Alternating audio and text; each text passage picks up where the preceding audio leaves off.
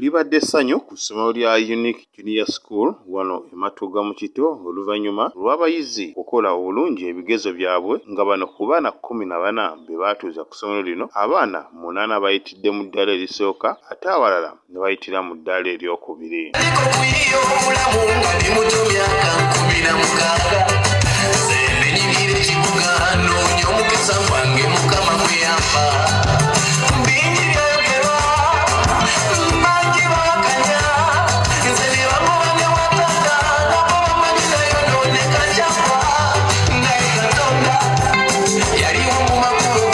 Abayizi be baatuuzizza ku ssomero lino balaze essanyu wakati mu kukyamula amazina era nga bano baweereddwa embuzi nga okubasiima olw'okukola obulungi ebigezo byabwe.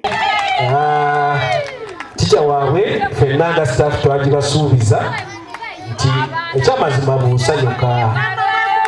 bw'osanyuka abantu bo obawa mubalaba bonna enyambala gye bayambadde ebibuuzo bibaguddeko bugwingi ekyamazima bakoze eki naye nekino kirowoozo buli lw'oteekayo omutima kimala ne kiba. Abazadde baffe tubadde nga tubatawaanya mukeeza abaana mukole mutya ate oluusi nga babakambuwalira ne babakubamu ne ku kibooko ne muŋŋaana tugenda kubatwala omwana wange bamukambuwaliddemukko. Ebimu birungi yadde olumu biyitirira naye ebyo ebirungi ate mwe tujja ebiki mwe tujja ebirungi twongere okwesigaŋŋana.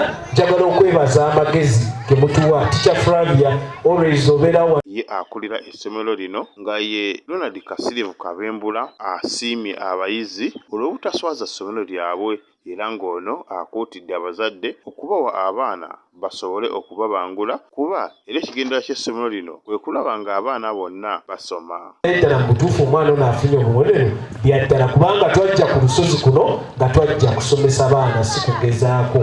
Tuvola tugumiikiriza buli mbeera ne tusomesa abaana baffe twewaayo okuweerera eggwanga. Abaana baffe bano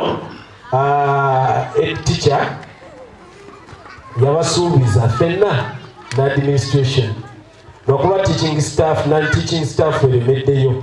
Madamu Baasa, Madamu Grace, Teacher P1 basigadde mu bazadde manyina balina abaana abakoze obulungi wano.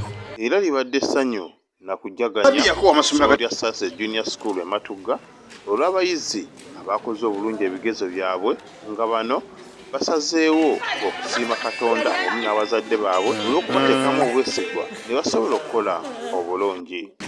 Amannya gange yenze Lwebigezo nafunye 8 nebaza abazadde bange n'abasomesa bange olw'okumbeererawo era neesiima ennyo okufuna first grade era ndi musanyufu okugenda mu senior 1. My name is Alison Asasira Mwezi. I got 8 aggregates in PLE. I feel very happy that I passed in Division 1, and it's all thanks to God, my teachers, and my mother. It's Babinuse Nalubega. I got aggregate 7 and I want to thank God who enabled me get it. I also want to thank my teachers and my parents. My name is Karatesi Gloria. I thank God for enabling me get 8 aggregates. I thank my parents for paying my school fees. I thank my teachers for teaching me. Frank. Nafunye 8 nebaza abazadde bange okunsasula school fees n'abasomesa bange okunsomesa nga buli kadde n'embooko ze baatukubanga awo owange bisobodde okufuna aggregates zino zenfunye. Ku ssomero lino baatuuzizza abayizi 7 ng'abayizi 66 bayitidde mu ddaala erisooka ate abayizi 4 bayise mu ddaala eryokubiri. Bassebo ne bannyabo era bulumbajjeko Teacher Sunset Schools. Twebaza okusookera ddala Katonda, twebaza abazadde abatuwadde abaana, twebaza abaana baffe okutuswaza. Era twatusiza abaana 7 nefuna first grade 66 era twakoze tusaba mu kwongera abaana Sunset nawe tuli abaana tubateekemu mu musingi.